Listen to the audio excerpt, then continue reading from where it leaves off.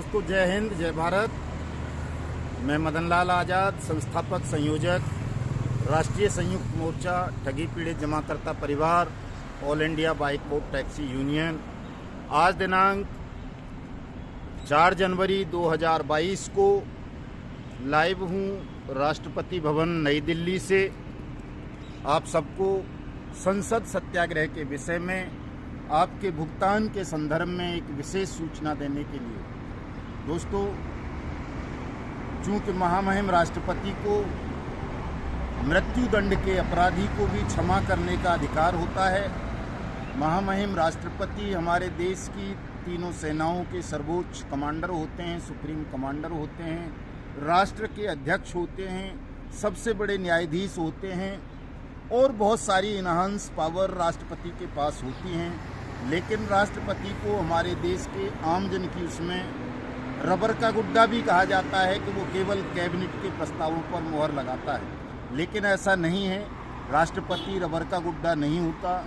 राष्ट्रपति यदि अपने विवेक का, अपनी नैतिकता का, अपने कर्तव्यों का, अपने अधिकारों का जनहित में, राष्ट्रहित में ठीक से प्रयोग करे तो वो देश के सर्वोच्च न्यायालय को, देश के प्रधानमंत्री को, देश की तीनों सेनाओं को, सबको आदेशित कर सकता है, निर्देशित कर सकता है। जो आदमी सुप्रीम कोर्ट से मृत्यु दंड का भागी बन जाता है, अपराधी घोषित कर दिया जाता है, जिसका मृत्यु दंड निश्चित हो जाता है, उसे भी राष्ट्रपति क्षमादान दे देते हैं। इसलिए दोस्तों, चूँकि महामहिम राष्ट्रपति ने ही 21 फरवरी 2019 को अर्जेंट ऑर्डिनेंस के मार्फत विशेष अध्यादेश के द्वारा अनियमित जमा योजनाएं पाबंदी कानून 2019 को भारतवर्ष में लागू किया था और उस अध्यादेश में ये प्रावधान किया था कि तमाम ठगी पीड़ितों का, जमाकर्ताओं का पैसा केंद्र और राज्य सरकारें 180 कार्य दिवस के अंदर अंदर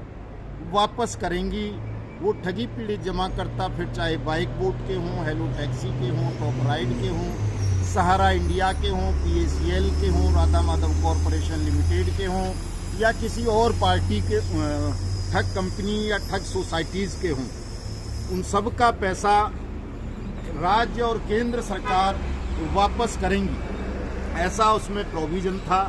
देश में मोदी सरकार दावा करती है कि उसने 2 लाख से ज़्यादा कोऑपरेटिव सोसाइटीज़ और कंपनीज़ को जो ठगी का धंधा कर रही थी उनको बैन किया है, बंद किया है।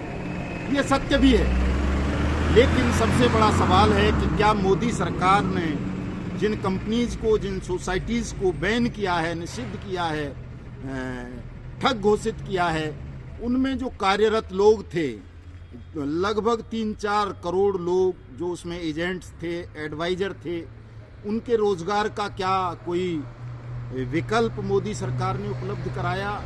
जिन 20 करोड़ लोगों की मेहनत की जमा पूंजी इन ठग कंपनीज और ठग कोऑपरेटिव सोसाइटीज़ में डूबी, बचत योजनाओं के माध्यम से या स्वरोजगार योजनाओं के माध्यम से या हाउसिंग प्रोजेक्ट के माध्यम से या प्रधानमंत्री के green India, clean India mission और अन्य स्टार्टअप्स वगैरह के नाम पर उन 20 करोड़ ठगी पीड़ित जमाकर्ता परिवारों की उस मेहनत की पूंजी का क्या हुआ?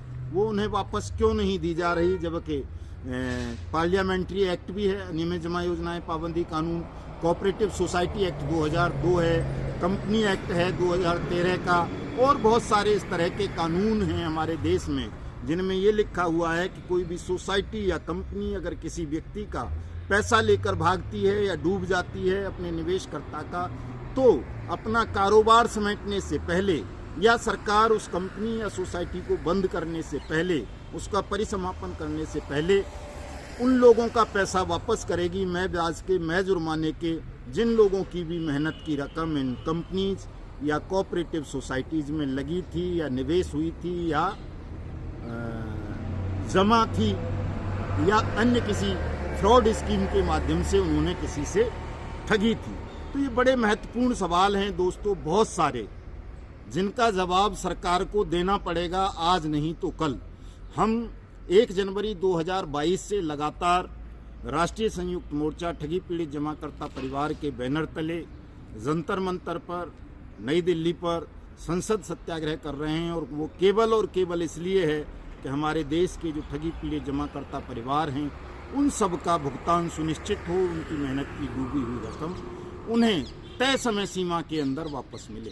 यदि सरकार ऐसा करने में विफल रहती है तो चाहे वो केंद्र की मोदी सरकार हो या राज्यों की कांग्रेस की या यहाँ दिल्ली की आम आदमी पार्टी की सरकार हो या ममता बनर्जी की वेस्ट बंगाल की सरकार हो, टीएमसी की, या उद्धव ठाकरे की सरकार हो, या जनता दल यू की बिहार की सरकार हो, या जेएमएम की झारखंड की सरकार हो, या अन्य राज्यों में जहाँ भी जिसकी भी सरकारें हैं, हम उन तमाम सरकारों का विरोध करेंगे।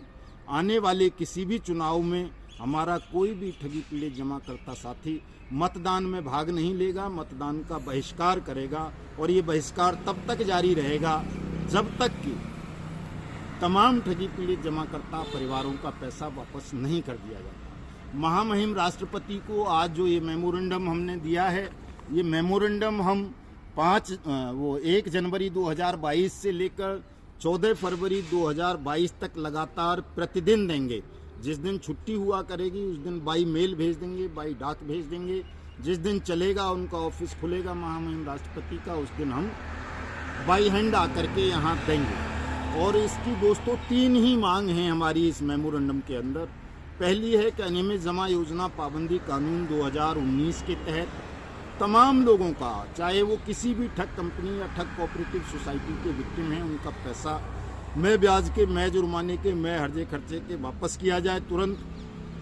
दूसरी मांग है, चूंकि हमारे लाखों लोगों ने, लाखों साथियों ने सुसाइड कर लिया है, आत्महत्या कर लिया है, और उन आत्महत्याओं का जिम्मेदार केवल ठग कंपनी या ठग कोऑपरेटिव सोसाइटी नहीं है, ये सरकारें भी हैं, चाहे वो केंद्र की सरकार हो या राज्यों की, जिन्होंने कानून का ठीक ढंग से अनुपालन नहीं किया और लोगों का पैसा वापस नहीं किया।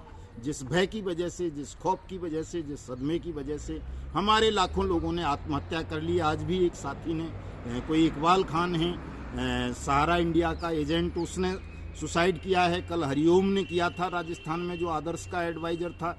इस तरह से रोजाना कोई न कोई आत्महत्या कर लेता है।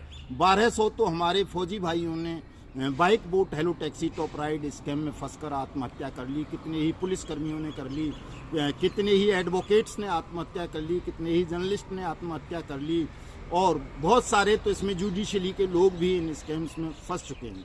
तो इन हत्याओं का जो जिम्मेदार है वो केवल सुब्रत राय सहारा या निर्मल सिंह भग्गू, संजय सिंह भाटी या मितेश अग्रवाल या मनु बेग या राशिद नसीम नहीं है।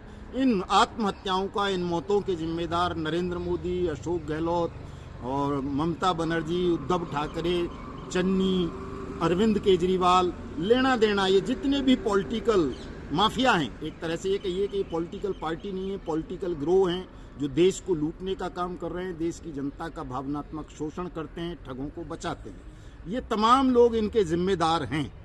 तो अगर ये नहीं मानता हमारे देश का पॉलिटिकल सिस्टम या सरकारों में बैठे हुए लोग, तो वो जिम्मेदार नहीं हैं, केवल कोऑपरेटिव सोसाइटी और ठग कंपनी को चलाने वाले जिम्मेदार हैं। तो अनियमित जमा योजनाएं पाबंदी कानून 2019 के तहत ही ये प्रोविजन किया जाए कि इन तमाम ठगों को सजाए मौत दी जाए, मृत्युदंड का प्रोविजन किया जाए, तमाम ठगों को मृत्युदंड दे दिया जाए, क्योंकि ये लाखों लोगों की आत्महत्याओं के जिम्मेदार हैं, अपराधी हैं, देश के दुश्मन। तीसरी मांग है, कहीं कोई आपराधिक घटना होती है, उस आपराधिक घटना में मान लो कहीं डकैती पड़ी, अगर वहाँ 10, 15, 20 लोगों को कहीं मार दिया गया तो उसको एक आपदा घोषित कर दिया जाता है। सरकार उन पीड़ितों को, अपराध पीड़ितों को मुआवजा देती हैं। ये पार्लियामेंट्री एक्ट भी है कंपनसेशन का, सुप्रीम कोर्ट की गाइडलाइंस हैं, संयुक्त राष्ट्र संघ चार्टर का मूलभूत प्रोविजन है कि किसी भी मुल्क में, किसी भी राज्य में अगर किसी व्यक्ति के साथ कोई आपराधिक घटनाक्रम होता है, हीनियस क्राइम, ठगी हीनियस क्राइम है, इसमें उम्र कैद तक की सजा है, तो ऐसे अपराध के पीड़ितों को राज्य और केंद्र कंपनसेट करेगा, उनको मुआवजा देगा, उनका पुनर्वास करेगा, उनको रोजगार भी देगा। लेकिन 20 करोड़ लोगों के ठगे जाने के बावजूद भी हमारी ना केंद्र की सरकार ना राज्यों की सरकार किसी भी व्यक्ति को कोई कंपनसेशन नहीं दे रही हैं, बल्कि उनका उल्टा उत्पीड़न किया जा रहा है और ये उत्पीड़न लगातार बढ़ रहा है।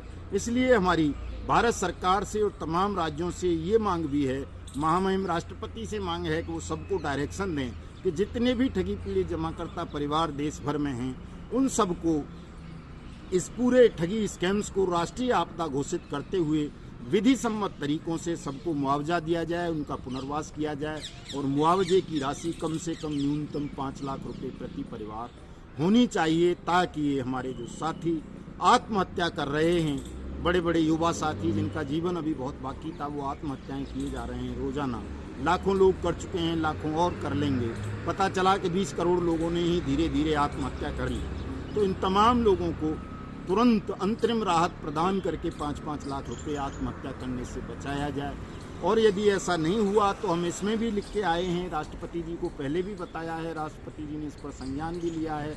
आज पुनः मैं इस वीडियो संदेश के माध्यम से बता देता हूं कि यदि किसी ने सरकार ने इन मामलों को गंभीरता से नहीं लिया तो हम मतदान के बहिष्कार पर अड़े होंगे। ये हमारा संकल्प है, शपथ है कि जब तक लोगों का भुगतान नहीं हो जाएगा हम किसी भी मतदान में हिस्सा नहीं लेंगे।